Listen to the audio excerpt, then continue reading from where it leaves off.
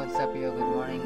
Good morning. So, tara ngayon, i-attend natin ang aking anak sa school. So, mag-aaral na naman po sa school. So, tungin natin. Kung hindi ka pa nakapag-follow, is mag-follow ka na mga lodi.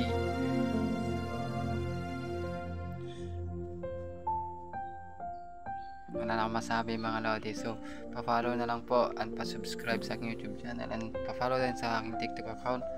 So, huwag nyo makalimutan na i-share ito mga lodi at mag-comment ka lang sa baba.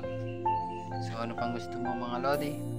Pa-support naman po ang aking Facebook page. So, maraming salamat po. Ito yung aking anak na mag-aaral na po ngayon mga lodi. So, kahit na paano is wala na tayong trabaho. So, darating pa rin yung panahon yung para sa atin. So, bye-bye na mga lodi. Mwah!